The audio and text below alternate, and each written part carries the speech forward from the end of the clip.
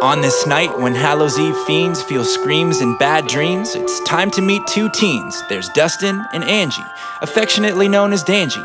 Two lovebirds whose actions I must sadly cover in the telling of this story. It's a dandy. Nope, there's no tricks for candy and no treats for outstanding feats of costumes and pageantry. But excuse me, I'm rambling. I've said too much. The story's out of touch. It's best to back up and start from the beginning of this scary movie. It was their third date, and everything was moving smoothly in the evolution of their romance. It was fine-tuned. Essentially, they both were swooning as they slow danced way late into the night at Bobby Turner's Halloween house party. It was the opposite of starting. In low light, their friends had either passed out or gone home. So with no one in sight, it seemed that Dangy had been left alone. Taking note of the empty room, Dustin spoke. I wanna show you something. Angie giggled. Okay, Dusty, but don't try anything funny. Fast forward to behind the closed door of Bobby Turner's dark-ass basement. At a table at each other they were facing. Between them lay a board clearly labeled Ouija. Dusty, I'm not sure it's smart to disturb ghosts and other creatures. Oh, come on, Ange, have some fun. I promise not to let anything sneak up and freak ya. Okay, but at the first sight of fright, I'm gone, goodbye and see ya. With both hands they grabbed the planchette.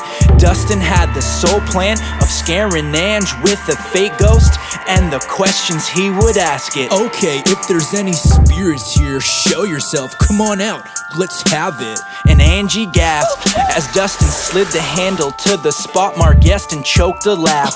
That's right, he masked it. Dusty, quit it, I'm not with it. Tempting ghosts with our souls for them to take membership? Haven't you seen The Exorcist? Alright, I'll stop. Dustin said and let a laugh out. Let's go upstairs before you pass out. Besides, there's something else I want to show you. So let's move to Bobby Turner's parents' bedroom. And Angie rolled her eyes, and Dustin dug her vibe. Nice. Thinking that he might get it on tonight. Then they stood up and found the stairs to climb, but to both of their surprise, they heard a sound that made them absolutely terrified.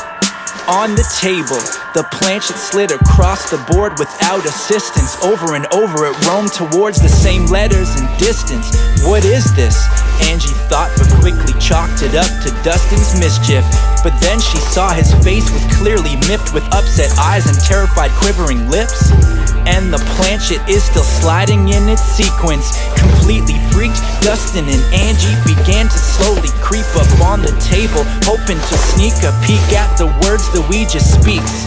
Nope, they couldn't understand the passage mapped out by the Ouija's hands. And now be damned if they didn't start mouthing out horrific sounds without a second thought. Now they're caught in an incantation, some ancient script strung together, arranged for their narration. I wish they exercised some patience, but it was too late. What might have been, I'm only left to ponder, because these kids were about to learn quick not to say shit that ends in conda.